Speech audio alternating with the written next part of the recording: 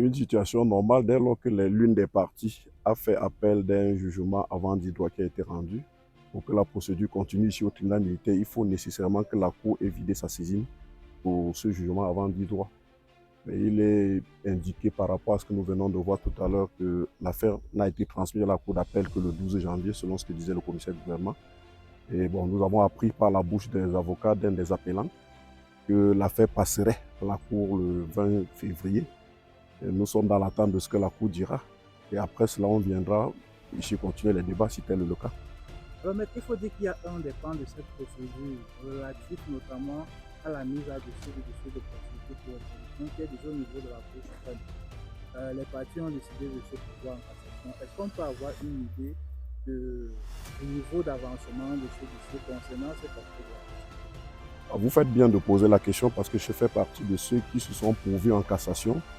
Et pour moi, jusqu'à présent, je suis de ceux qui pensent, et la loi le dit également, quand on a formé pourvoi, le pourvoi doit être suspensif de toute mesure d'instruction qui est initiée devant le tribunal, en attendant que la Cour suprême statue.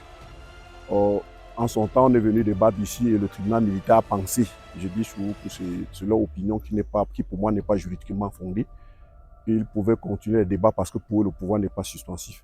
J'ai même introduit une procédure en règlement de juge pour que la Cour suprême décide de quel pan de la procédure on doit continuer en attendant. Et pour nous, c'était que la Cour demande au tribunal militaire d'attendre que la Cour suprême se prononce sur le pouvoir qui a été formé. Cette procédure est toujours pendant au niveau de la Cour suprême. L'instruction à la Cour suprême, ce n'est pas comme ici devant les juridictions inférieures. Nous aussi, on attend ce que la Cour décidera et le jour où on nous convoquera éventuellement pour une audience à la Cour suprême. Cette procédure est toujours pendant en même temps que celle-ci et celle qui viendra à cour. Donc vous verrez que dans cette procédure, il y a 3 branches. Une branche qui est pendante au tribunal militaire, l'autre branche qui sera devant la Cour à partir du 20 et celle qui est devant la Cour suprême depuis environ 1 an.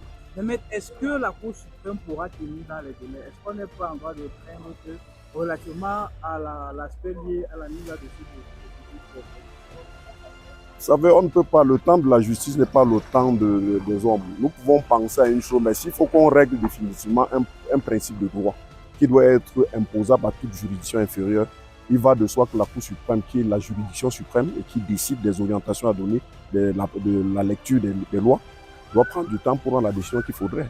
Le temps de la Cour suprême n'est pas notre temps à nous, mais si au sorti de là, une bonne décision est rendue, il va de soi que toutes les juridictions et même les juges du tribunal militaire en profiteront.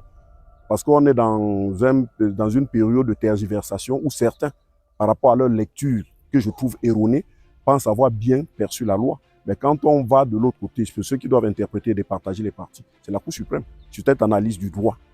Bon, maintenant, quand on aura fini cette analyse du droit, on reviendra, quels que soient les cas devant le tribunal, pour juger les faits.